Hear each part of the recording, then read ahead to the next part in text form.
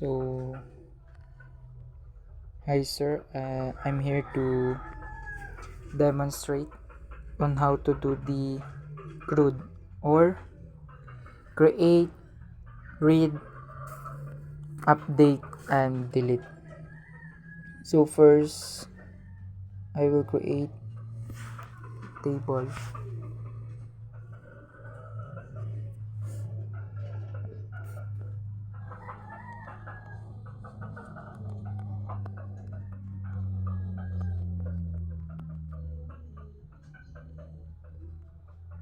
Create database name school underscores dv semicolon.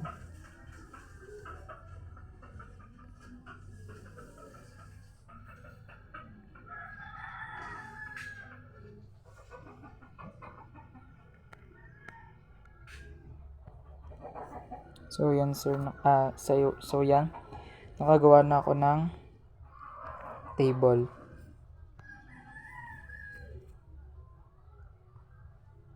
So next is the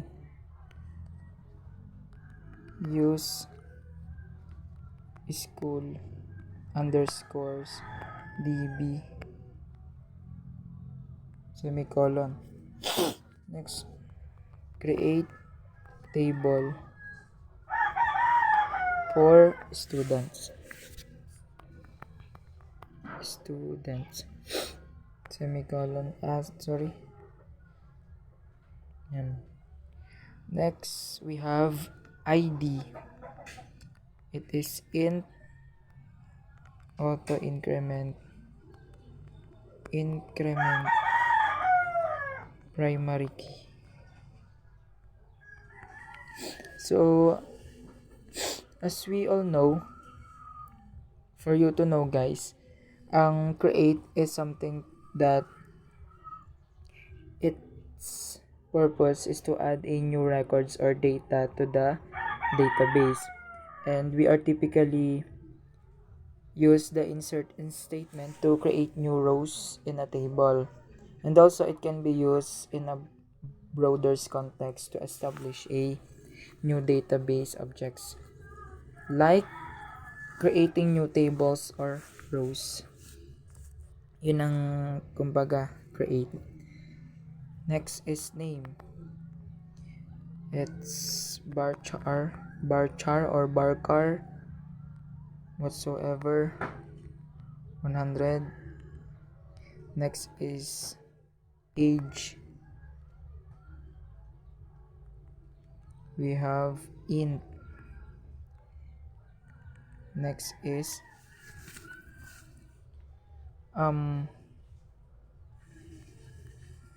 grade level varchar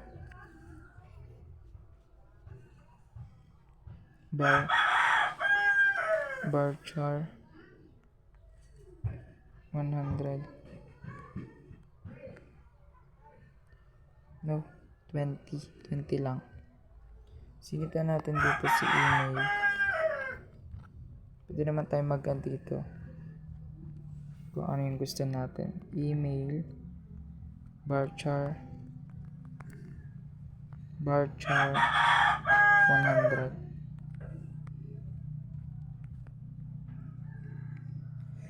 For you to know guys, wag natin laging kakalimutan ang mga simple na symbols kasi magkakaroon siya ng error kung sakali na magkaroon tayo ng kahit mamiss lang natin ng isang symbol ay error na agad yun. So make sure na good siya. So yan is to create. Show query. So yan.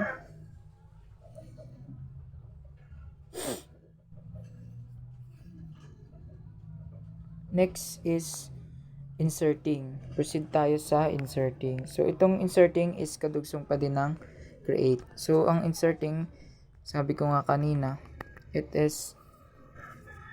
can be used in a broader context to establish new database objects, like inserting a statement to create new table or rows. Insert into students ang name, email, age, and grade level. So, hindi na natin sinama dito yung ID kasi automatically ando na siya. Okay? ID values. Ayan. So, sa name naman, let's say for example,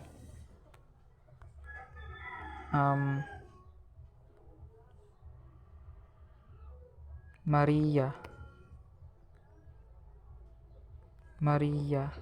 Cabral.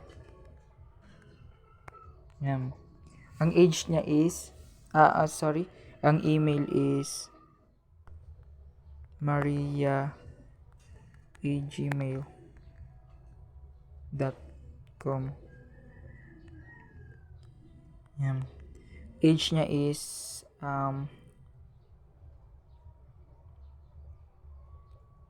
halimbawa ay 13. And grade niya is, ang grade level niya ay grade 8. Let's say for example. Next is Joanna Ligan. Email niya is, let's say, joan@gmail.com. Yan. Age niya ay, halimbawa ay 17. Grade ano siya? Grade 17 siguro mga, halimbawa grade 10. Yan. Next is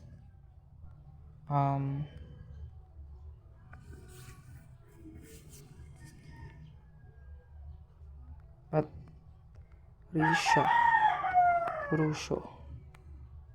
Yan. Email niya ay patpat@gmail.com. For example lang. Age niya is 18. Grade 11. Yan. So, ilan na? 1, 2, 3 plus 1. So, lagay natin dito ay Joyce Bunyag. My sister Joyce gmail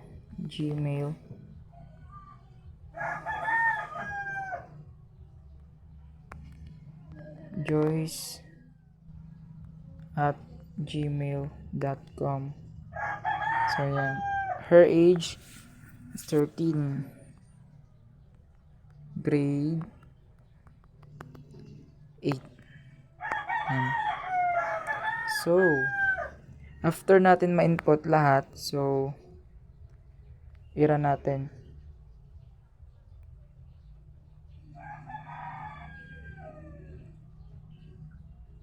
Oh, unknown column. Ay, sorry. Grade level to. Yan, sinasabi natin. Grade level. Nagkamali tayo. Kaya pa may error. Alam na natin. Yan. Sorry for my mistakes. Nagkamali tayo ng attach. So, ayan. Yan yung ating inserting. Pwede tayo mag-add ng statement to create new rows or table. Natin sa structure.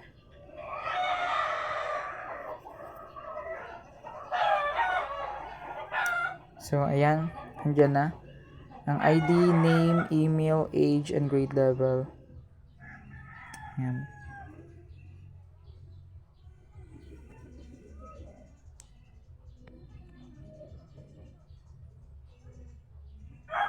So, ito naman yung sa information nung nilagay nating inserting kanina. Kay Maria, Joanna, Patricia, and Joyce. So, meron silang ID, name, email, age, and grade level. So, yan. Let's move on to next operation, which is read. So, dito naman sa read, select from students. So, delete natin to.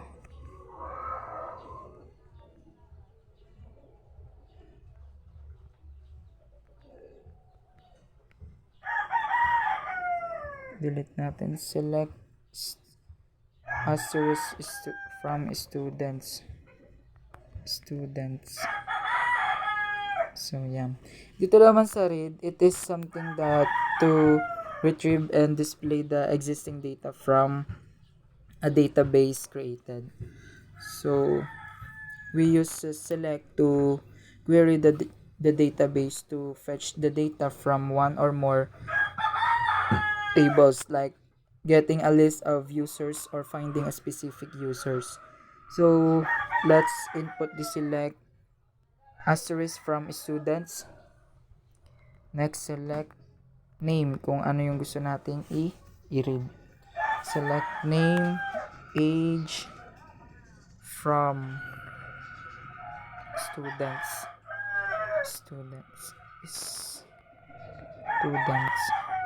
Yan. Students. So, next, select. Kung gusto naman natin ng specific, maglagay tayo dito ng select asterisk from students. Halimbawa, gusto lang nating i-read ay ID number 2. So, ang number 2 natin is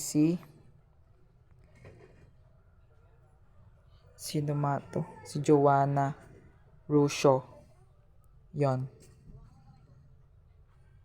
So, next, let's see. May error na naman tayo.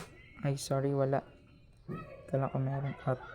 Joanna Ligan pala ang ating 2. So, ito, nasa baba. Na-read na natin si Joanna Ligan. Her name and her age, which is Joanna Ligan, and her age is 17.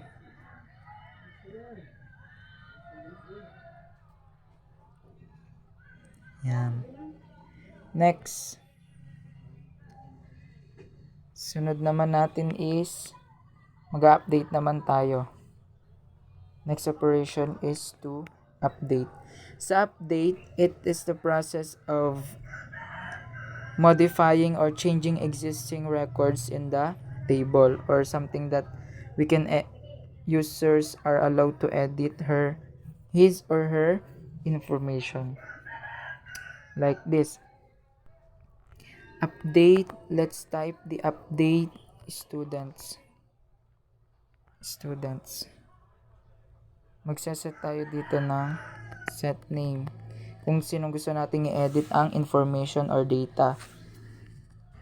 For example, si Joyce and the Bunyag. Kung kanina Joyce Bunyag lang, so ngayon a-add tayo na ng complete name na niya, kanyang buong pangalan. Kasi kanina Joyce Bunyag lang, so i-edit natin. Ang sunod is lagyan natin ng single quotation para mas ma-read or ma-update. Her age is 13. Her age is 13. So, gawin natin, let's say, 15. Yan. where ID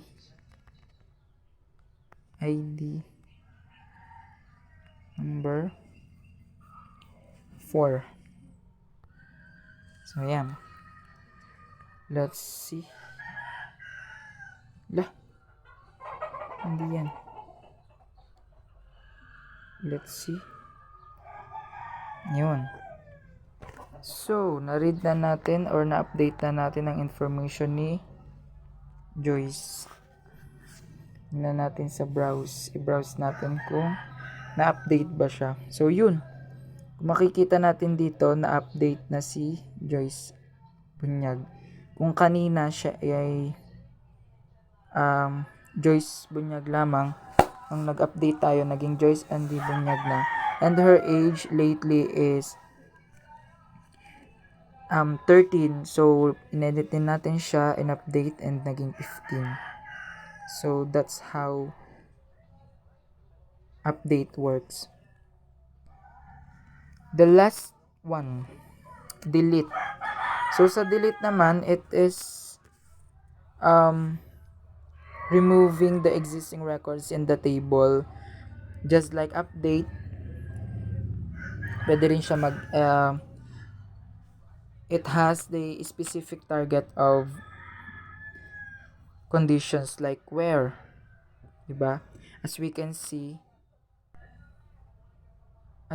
earlier, gumagamit ng where para mas ma-identify kung aling ID or modifier ang ating isi-select. Next, delete. Sa delete naman, ito, kung gusto nating i-delete ang information, halimbawa, gusto nating i-delete yung kay ID number 3. ID number 3, gusto natin siyang i-delete. So, napakasimple lang, ganyan lang siya. So, yan. Then, natin siyang go.